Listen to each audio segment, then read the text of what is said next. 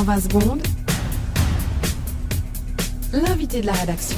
On revient ce matin sur ce nouveau différend qui oppose la Suisse et la France en matière fiscale. Pour mémoire, les autorités françaises ont décidé unilatéralement de supprimer à partir du 1er janvier de cette année une directive qui protégeait les Français établis en Suisse et au bénéfice d'un forfait fiscal.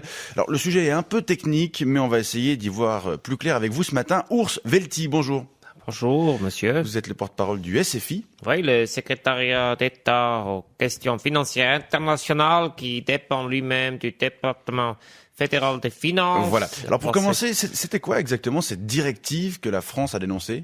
Alors, c'était l'instruction administrative TB14B-21 numéro 7 qui datait de 1972. Et qui prévoyait quoi en fait? Elle prévoyait que les Français, au bénéfice d'un forfait fiscal et qui acceptaient de payer 30% de plus que 5 fois la valeur locative de leur logement, étaient exonérés d'impôts en France pour autant qu'ils puissent démontrer que le centre de leur intérêt vitaux effectif était situé en Suisse. Ils continuaient par ailleurs de payer des impôts sur le dividende, mais seulement 15% à la source. Alors ça a l'air assez compliqué. En gros, on peut dire que c'était une directive qui permettait aux riches Français imposés au forfait en Suisse d'échapper en grande partie à leur fisc national. On peut dire. Mais et vous êtes choqué que la France décide de récupérer une partie des impôts qui lui échappent? Nous sommes surtout choqués que la France ne nous a pas écrit avant de supprimer cette directive. Nous avons d'ailleurs écrit à l'ambassadeur de France pour lui dire que nous sommes très très en colère. J'ai d'ailleurs ici la lettre que nous avons écrite à lui. Je peux la lire si vous voulez. On vous écoute.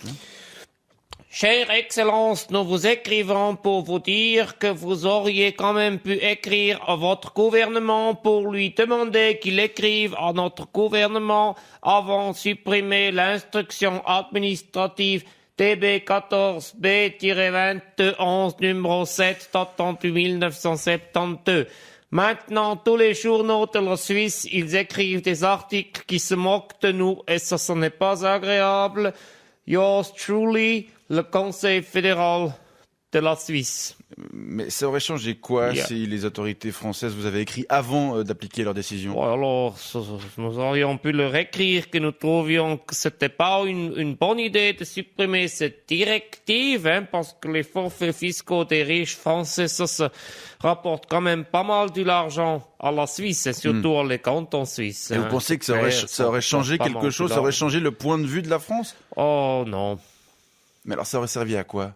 Alors, entretenir les relations, Hey, il faut écrire, Ça fait toujours plaisir d'avoir des nouvelles. Vous savez, les cartes postales, D'accord. les lettres. Et l'ambassadeur, il vous a répondu? Ah non, pas encore. Je dois préciser, la lettre est partie seulement hier au courrier B, Mais nous espérons il va nous écrire et s'il nous écrit pas, alors nous écrirons à lui pour lui dire que nous sommes déçus qu'il n'a pas répondu par écrit à notre courrier. C'est complexe la diplomatie. Oui, et ça sert pas à grand chose en plus, puisque à la fin c'est toujours le plus fort qui décide ça, qu'est-ce qu'il veut faire. C'est pourquoi il faut au moins respecter les formes.